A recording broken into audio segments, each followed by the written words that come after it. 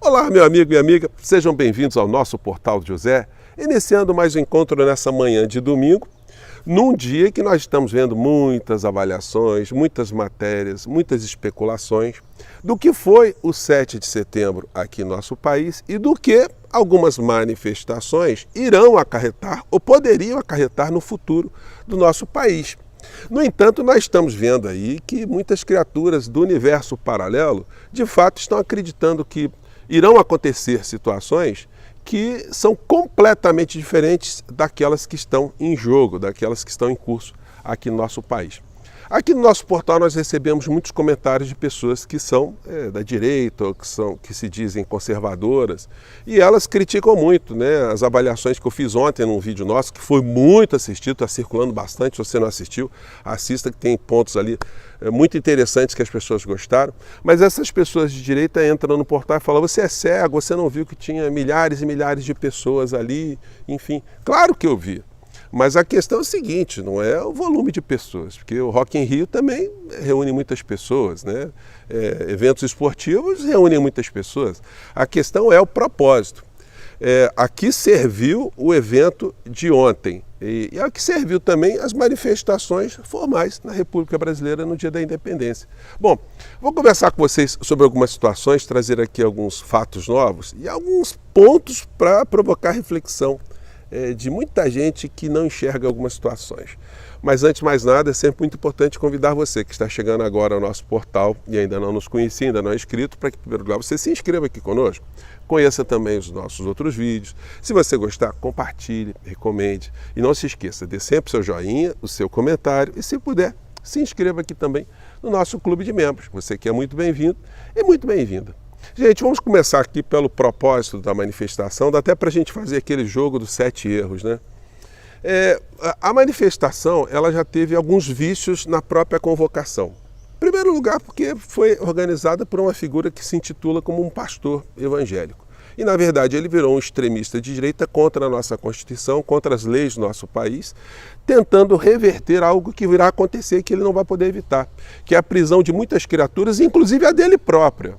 Porque ele não está fora desse radar diante de tudo aquilo que ele anda fazendo, não. Muitas pessoas perguntam por que ele não é processado, por que ele não é preso. Gente, uma pessoa que tem um posto de líder religioso no nosso país tem uma série de proteções jurídicas e uma proteção constitucional. Eu garanto a vocês que muitas situações que já estão materializadas vão ser deixadas para o final da fila.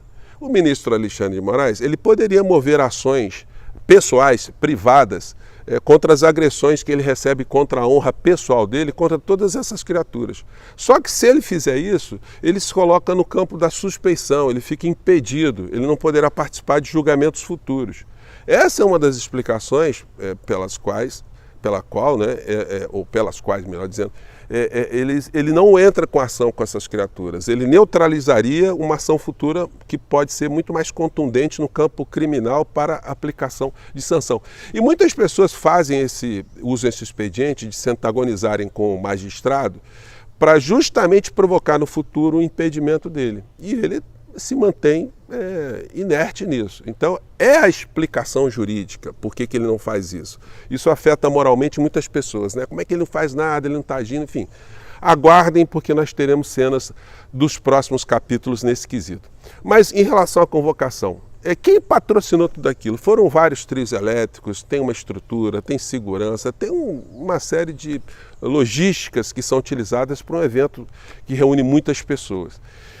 Se foi a igreja de Silas Malafaia que pagou isso, está uma coisa completamente errada, imoral e ilegítima, porque não é para isso que os fiéis depositam dinheiro para uma agremiação religiosa.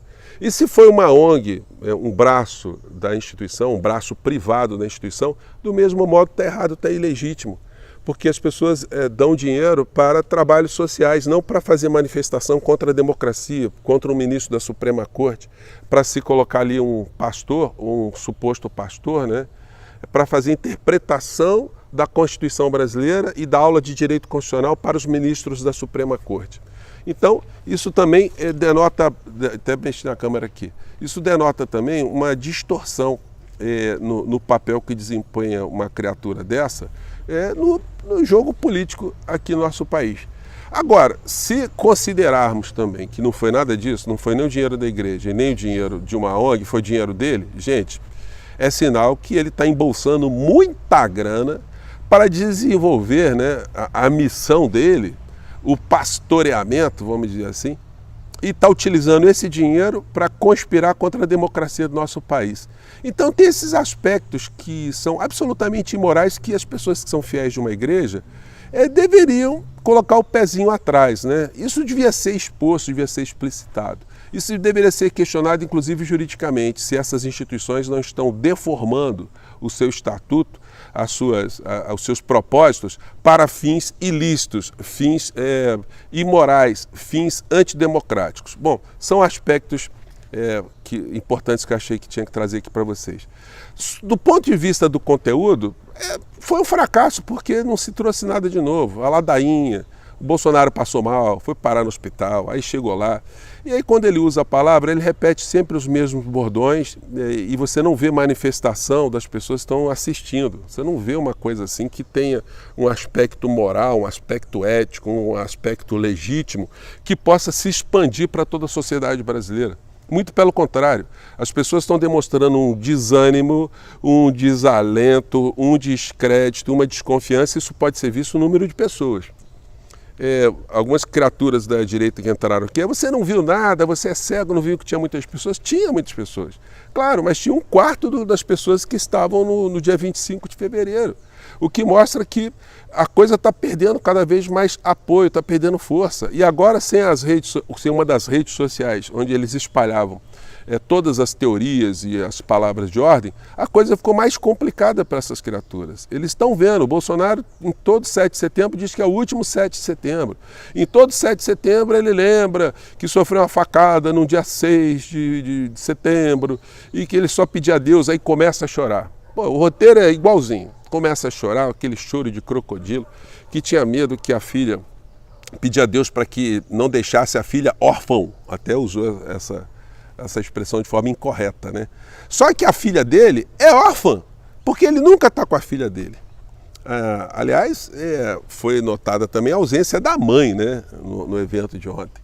Um evento para apoiar o marido que está em vias de ir para a cadeia, a esposa não estava lá. Outros filhos do Bolsonaro também não estiveram lá, né? Então é coisa meio esquisita, para dizer o mínimo. E aí ele começa a chorar, né? Filha órfã e tal. Essa filha não tem pai, ela tem um cretino que anda por todos os lados dizendo que é pai, fazendo discursos que são discursos absolutamente desagregadores, que não tem afeto de absolutamente nada, de nenhuma lição de solidariedade, de união, nada que possa influenciar positivamente uma criança. E um dia também que, se a gente fosse falar em órfãos, a gente teria que lembrar das famílias que têm várias crianças que estão órfãs, ou de pai, ou de mãe, ou de pai e de mãe, em função do comportamento do criminoso, do genocida, do reles ladrão de joias, como diz a Polícia Federal no inquérito que está lá na mesa do Sr. Paulo Gonet, enfim. Crianças que perderam seus pais em função do comportamento dessa criatura. Então tem muitas ilegitimidades, né, nas abordagens que são colocadas ali. E uma das coisas mais curiosas é a gente ver uma figura que se intitule como um religioso, ele funcionar ali como uma espécie de árbitro do Supremo Tribunal Federal. Vem cá, a Constituição do Brasil, ela diz que nós temos várias instâncias judiciais e depois que elas terminam no Supremo Tribunal Federal, aí tem o Silas Malafaia, que interpreta a Constituição e determina o que é constitucional ou não. Tem o senhor Elon Musk, que interpreta a Constituição para dizer o que é legal e o que não é legal. Então, gente, mesmo as pessoas do campo religioso, elas sempre têm um culto à autoridade também. Você vê alguém atacando uma autoridade dentro do ambiente religioso, é uma coisa que soa muito mal para uma série de fiéis também, que já começam a questionar, inclusive, o comportamento dessa criatura, o comportamento político do Silas Malafaia. Então, esse evento ele foi um tremendo fracasso sob vários aspectos, por mais que as pessoas tenham enxergado que tinham muitas figuras ali, muitas pessoas, né? Nas ruas, de fato, tinham muitas pessoas também. Mas foi um fracasso porque foi um evento ilegítimo. Ele não mobiliza, ele não cativa as pessoas pelo coração.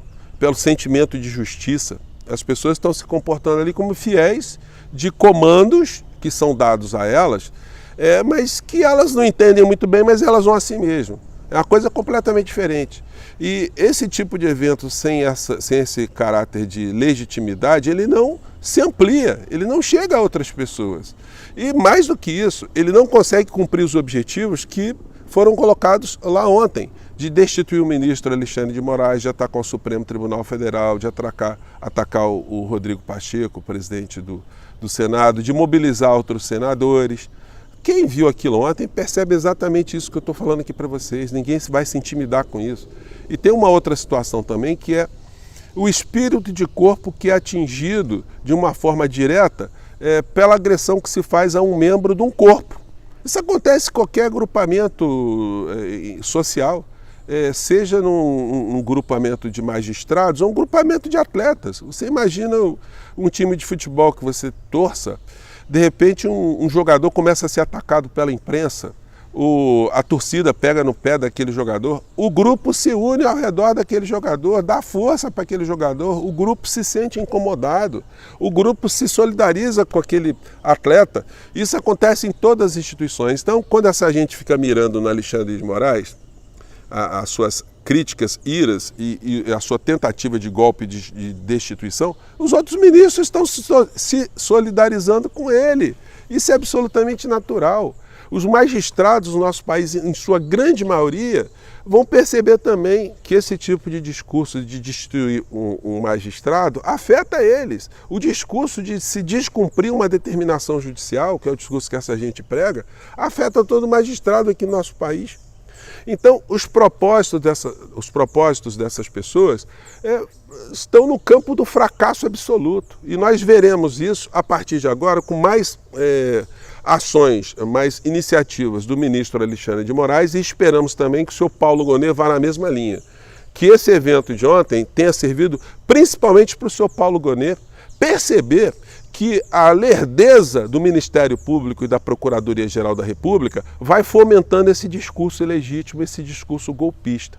E aí, até como solidariedade ética, como comportamento moral, uma hombridade que alguém tem que ter à frente de uma instituição como essa, ao ver que o ministro Alexandre de Moraes está sendo vítima de um processo que coloca toda a defesa da democracia como se fosse um capricho pessoal de alguém, que ele tem a obrigação de fazer alguma coisa também, de se solidarizar com o ministro Alexandre de Moraes, fazendo a obrigação dele, que é denunciar essa orcrim toda de ladrões de joias, de vigaristas, de conspiradores, de golpistas, de genocidas que nós temos ainda no nosso país. Então, meu amigo, minha amiga, você que tem aquele conhecido, aquele parente que é bolsonarista, pode dizer para ele que, olha, fracassou, viu? Era melhor ele ter ido assistir um concurso de comedores de pimenta, como eu mostrei no nosso encontro de ontem aqui no nosso Portal do José. Bom, mais tarde eu voltarei aqui para fazer mais algumas avaliações com vocês. Os bolsonaristas, o 7 de setembro lá em Brasília foi fraco. Olha, mas não era para reunir multidão mesmo, não era concurso para ver quem reunia mais gado. Essas pessoas estão realmente num mundo complicado, né, gente? E ficam aí essas observações, tá bom? Mande seu comentário aqui para o nosso portal. Bom, um grande abraço, até mais tarde. Tchau!